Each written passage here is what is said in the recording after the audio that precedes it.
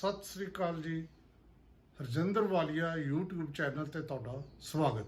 ਪਿਆਰੇ ਦਰਸ਼ਕੋ, ਅੱਜ ਦੀ ਜੋ ਮੋਟੀਵੇਸ਼ਨਲ ਵੀਡੀਓ ਹੈ, ਆਪਾਂ ਇੱਕ ਔਰਤ ਦੀ ਕਹਾਣੀ ਨਾਲ ਸ਼ੁਰੂ ਕਰਦੇ ਹਾਂ। ਨਿਊਯਾਰਕ 'ਚ ਪੈਦਾ ਹੋਈ ਇਸ ਔਰਤ ਦਾ ਨਾਮ ਸੀ ਔਸਫੀ ਲਾਡਰ। ਔਸਫੀ ਲਾਡਰ ਬਹੁਤ ਗਰੀਬ ਔਰਤ ਸੀ, ਸਲਮ ਏਰੀਆ 'ਚ ਰਹਿੰਦੀ ਸੀ, ਗਰੀਬ ਸੀ ਔਰ ਲੋਕਾਂ ਦੇ ਘਰਾਂ 'ਚ ਕੰਮ ਕਰਦੀ ਸੀ। ਲੇਕਿਨ ਉਹਦੇ ਮਨ ਦੇ ਵਿੱਚ ਵੱਡੇ ਸੁਪਨੇ ਸੀ। ਇਹ ਜਿਹੜੀ ਕੀ ਸੀ ਸੁਪਨਾ ਕਿ ਮੈਂ ਵੀ ਅਮੀਰ ਹੋਵਾਂ, ਮੇਰੇ ਕੋਲ ਵੀ ਕੋਠੀ ਹੋਵੇ, ਮੇਰੇ ਕੋਲ ਵੀ ਸਾਰੀਆਂ ਸੁੱਖ ਸਹੂਲਤਾਂ ਹੋਣ, ਮੇਰਾ ਨਾਮ ਵੀ ਦੁਨੀਆ ਦੀਆਂ ਅਮੀਰ ਔਰਤਾਂ 'ਚ ਹੋਵੇ।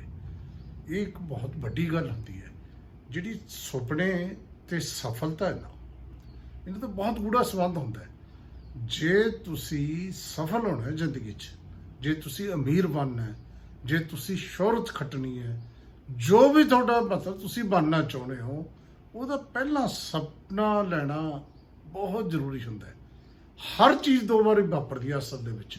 ਕੋਈ ਵੀ ਚੀਜ਼, ਤੁਸੀਂ ਕੋਈ ਘਰ ਬਣਾਉਣਾ ਹੈ, ਤੁਸੀਂ ਕੋਈ ਕੰਮ ਕਰਨਾ ਹੈ, ਪਹਿਲਾਂ ਤੁਹਾਡੇ ਦਿਮਾਗ 'ਚ ਆਏਗਾ, ਨਕਸ਼ਾ ਬਣੇਗਾ, ਪੈਨ ਨਾਲ ਤੁਸੀਂ ਕਾਗਜ਼ ਤੇ ਬਣਾਓਗੇ, ਫਿਰ ਉਹ ਹਕੀਕੀ ਰੂਪ 'ਚ ਬਣਾਓਗੇ।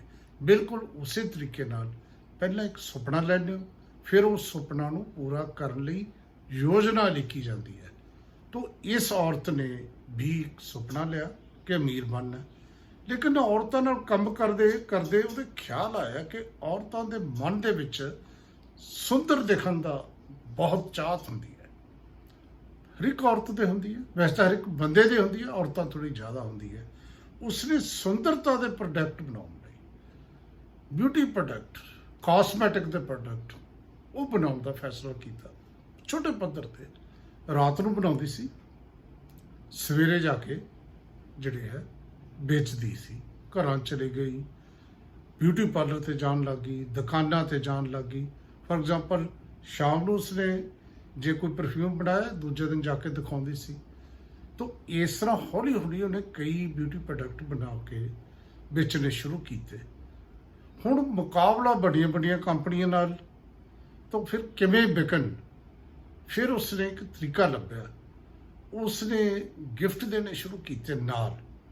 ਜੇ ਇੱਕ ਪ੍ਰੋਡਕਟ ਬਣਾਉਂਦੀ, ਨਾਲ ਉਹਦੇ ਇੱਕ ਗਿਫਟ ਬਣਾ ਲੈਂਦੀ। ਤੇ ਜਿਹੜੀਆਂ ਔਰਤਾਂ ਹੁੰਦੀਆਂ ਨੇ ਨਾ, ਉਹ ਦੁਨੀਆ ਦੇ ਜਿਹੜੇ ਮਰਜ਼ੀ ਹਿੱਸੇ 'ਚ ਹੋਣ, ਉਹਨਾਂ ਨੂੰ ਗਿਫਟ ਚੰਗੇ ਲੱਗਦੇ ਨੇ, ਇੱਕ ਨਾਲ ਇੱਕ ਫ੍ਰੀ ਚੰਗਾ ਲੱਗਦਾ। ਤਾਂ ਇਹਦੇ ਨਾਲ ਉਸਨੇ ਹੌਲੀ ਹੌਲੀ ਕੰਮ ਵਧਾਉਣਾ ਸ਼ੁਰੂ ਹੋ ਗਿਆ। ਇੱਕ ਟਾਈਮ ਆਇਆ, ਉਹਨੂੰ ਵੀ ਕਿਆਸ ਨਹੀਂ ਕੀਤਾ ਸੀ, ਅਣਕਿਆਸੀ ਸਫਲਤਾ ਉਹਨੂੰ ਮਿਲਣੀ ਸ਼ੁਰੂ ਹੋ ਗਈ। ਤੇ ਫਿਰ ਉਹਨੇ ਇੱਕ ਕਾਸਮੈਟਿਕ ਫਰਮ ਬਣਾਈ ਔਰ ਫਿਰ ਹੌਲੀ ਹੌਲੀ ਤਰੱਕੀ ਕਰਦੀ ਕਰਦੀ ਉਹ ਜਿਹੜੀ ਹੈ ਅਮੀਰ ਔਰਤਾਂ ਦੀ ਸੂਚੀ 'ਚ ਉਹਦਾ ਨਾਮ ਆ ਗਿਆ। ਹੁਣ ਇਹ ਕਹਾਣੀ ਕੀ ਦੱਸਦੀ ਹੈ? ਸੂਤਰ ਪੜ੍ਹੀਏ ਆਪਾਂ। ਸੂਤਰ ਇਹਦਾ ਹੈ ਕਿ ਤੁਸੀਂ ਜਿੱਥੇ ਮਰਜ਼ੀ, ਜਿਹੀ ਜੀ ਮਰਜ਼ੀ ਜ਼ਿੰਦਗੀ 'ਚ ਪੈਦਾ ਹੋਏ, ਲੇਕਿਨ ਜੇ ਤੁਹਾਡੇ ਮਨ 'ਚ ਕੋਈ ਖਿਆਲ ਆਉਂਦਾ ਹੈ, ਕੋਈ ਵੱਡਾ ਸੁਪਨਾ ਆਉਂਦਾ ਹੈ, ਤਾਂ ਤੁਸੀਂ ਉਹਨੂੰ ਪੂਰਾ ਕਰ ਸਕਦੇ ਹੋ। ਬਸ ਹਿੰਮਤ ਚਾਹੀਦੀ ਹੈ। कुछ करने के लिए मौसम नहीं, मन चाहिए। साधन सभी जुट जाएंगे, संकल्प का धन चाहिए। मैं बहुत बार लोगों ने देखा जी, मैं वो कर लेंदा पर मैं साढ़े कोल पैसा नहीं सी, मैं गरीब घर च पैदा होया। नहीं, कुछ करने के लिए मौसम नहीं, मन चाहिए। जे मन बन गया तो फिर तुसी काम ना सिर्फ काम करोगे, बल्कि ਉਸ ਕੰਮ ਦੇ ਵਿੱਚ ਕਾਮਯਾਬ ਵੀ ਹੋਵੋਗੇ।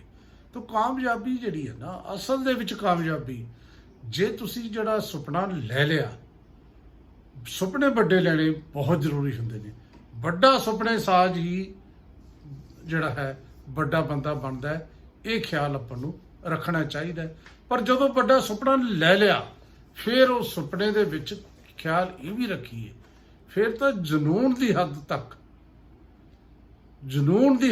उते काम करने की जिहड़ी है जरूरत होती है। यूं ही नहीं मिलती राही को मंजिल, एक जुनून सा दिल में अठाना होता है।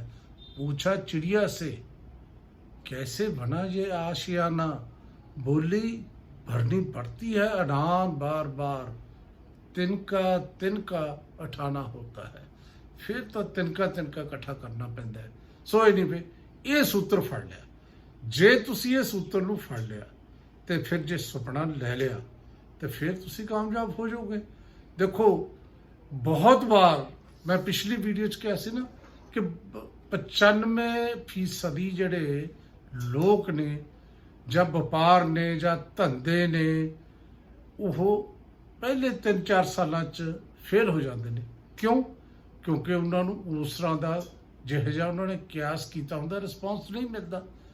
ਲੇਕਿਨ ਸੱਚ ਇਹ ਹੈ ਕਿ ਜੇ ਤੁਸੀਂ ਚਾਹੁੰਦੇ ਹੋ ਕਿ ਤਰੱਕੀ ਜਿਹੜੀ ਹੈ ਤੁਸੀਂ ਕਰੋ ਤਾਂ ਫਿਰ ਹਾਰ ਨਾ ਮੰਨੋ। ਤੋ ਮੈਂ ਦੇਖ ਰਿਹਾ ਸੀ ਇੱਕ ਥਾਂ ਤੇ ਚਰਚਲ ਨੇ ਜਿਹੜੀ ਗੱਲ ਲਿਖੀ ਹੈ ਨਾ ਉਹ ਸੱਚਮੁੱਚ ਹੀ ਬਹੁਤ ਕਮਾਲ ਹੈ। ਕੀ ਕਹਿੰਦਾ ਸੀ ਕਿ ਜਿਹੜਾ ਨਿਰਾਸ਼ਾਵਾਦੀ ਨੂੰ ਮੌਕੇ 'ਚ ਮੁਸ਼ਕਲ ਦਿਖਾਈ ਦਿੰਦੀ ਹੈ ਅਤੇ ਇੱਕ ਆਸ਼ਾਵਾਦੀ ਮੁਸ਼ਕਲ ਦੇ ਵਿੱਚ ਮੌਕਾ ਦੇਖਦਾ ਹੈ। ਬਿਲਕੁਲ ਸਹੀ ਗੱਲ ਹੈ। ਜਦੋਂ ਦੁਨੀਆ ਕਹਿੰਦੀ ਹੈ ਤੁਸੀਂ ਹਾਰ ਮੰਨ ਲਓ ਤੇ ਆਸ ਕੰਨ ਚਾ ਕੇ ਕਹਿੰਦੀ ਹੈ ਨਹੀਂ ਹਾਰ ਨਹੀਂ ਮੰਨਣੀ, ਇੱਕ ਯਤਨ ਹੋਰ ਕਰ ਲੈ, ਬਸ ਇੱਕ ਯਤਨ ਹੋਰ। ਜੇ ਤੁਹਾਡੇ 'ਚ ਇਹ ਸਪਿਰਿਟ ਹੈ ਕਿ ਲੱਗੇ ਰਹਿਣ ਦੀ, ਲਗਾਤਾਰਤਾ ਦੀ, ਤਾਂ ਤੁਸੀਂ ਕਾਮਯਾਬ ਹੋਵੋਗੇ। ਸੋ ਮੈਂ ਇਹ ਗੱਲ ਕਹੀ ਸੀ। ਸੋ ਹੁਣ ਆਪਾਂ ਫਿਰ ਉੱਥੇ ਆਈਏ।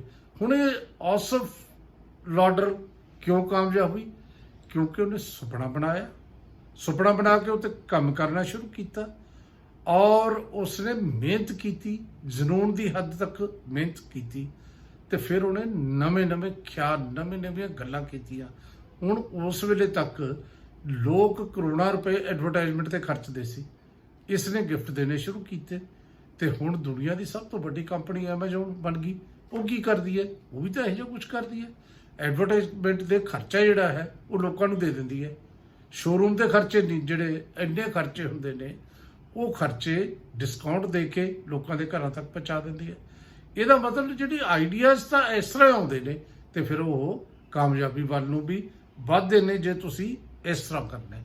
ਲੇਕਿਨ ਸ਼ਰਤ ਉਹੀ ਹੁੰਦੀ ਹੈ ਕਿ ਪਹਿਲਾਂ ਤੁਹਾਡੇ ਮਨ 'ਚ ਕੁਝ ਵੱਡਾ ਬਣਨ ਦੀ ਚਾਹਤ ਤਾਂ ਹੋਵੇ ਨਾ, ਕੁਛ ਤਾਂ ਸੋਚੋ ਤਾਂ ਸਹੀ ਨਾ। ਮੈਨੂੰ ਵੈਸੇ ਬਹੁਤ ਅਜੀਬ ਲੱਗਦਾ ਹੈ। ਮੈਂ ਜਦੋਂ ਲੋਕਾਂ ਨੂੰ, ਸਟੂਡੈਂਟਸ ਨੂੰ, ਕਿਉਂਕਿ ਮੇਰਾ ਬਹੁਤ ਜ਼ਿਆਦਾ ਵਿਦਿਆਰਥੀਆਂ ਨਾਲ, ਯੂਨੀਵਰਸਿਟੀ ਸਟੂਡੈਂਟਸ ਨਾਲ ਹੀ ਪਿਆ ਤੇ ਖਾਸ ਤੌਰ ਤੇ ਜਦੋਂ ਮੈਂ ਡਾਇਰੈਕਟਰ IAS ਸੀ ਟ੍ਰੇਨਿੰਗ ਸੈਂਟਰ ਦਾ, ਮੈਂ ਡਾਇਰੈਕਟਰ ਹੁੰਦਾ ਸੀ, ਉਸ ਵੇਲੇ ਜਿਹੜੇ ਬੰਦੇ UPSC ਦੇ ਵਿੱਚ ਜਾਣਾ ਚਾਹੁੰਦੇ ਸੀ ਉਹਨਾਂ ਨੂੰ ਬਹੁਤ ਵਾਰ ਜਦੋਂ ਮੈਂ ਪਿੰਡਾਂ 'ਚ ਜਾ ਕੇ ਮੋਟੀਵੇਸ਼ਨ ਲੈਕਚਰ ਦੇਣੇ ਤੇ ਮੈਂ ਸਵਾਲ ਕਰਨਾ ਕਿ ਤੁਸੀਂ ਕੋਈ ਸੁਪਨਾ ਲਿਆ, ਤੁਸੀਂ ਕੋਈ ਏਮ ਬਣਾਇਆ, ਤੁਸੀਂ ਕਿਤੇ ਕੋਈ ਸੁਪਨਾ ਲੈ ਕੇ ਆਪਣੇ ਕਾਗਜ਼ ਤੇ ਲਿਖਿਆ? ਮੈਨੂੰ ਬਹੁਤ ਅਫਸੋਸ ਹੁੰਦਾ ਸੀ ਕਿ ਨਹੀਂ, ਉਹਨਾਂ ਨੇ ਜ਼ਿਆਦਾ ਗਿਣਤੀ 'ਚ ਨਹੀਂ।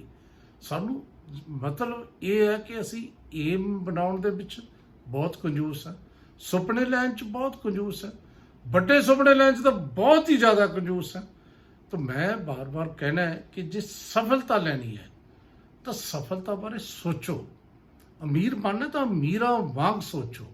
ਲਾਅ ਆਫ ਅਟਰੈਕਸ਼ਨ ਤੇ ਬਹੁਤ ਵਾਰ ਗੱਲ ਕੀਤੀ ਹੈ।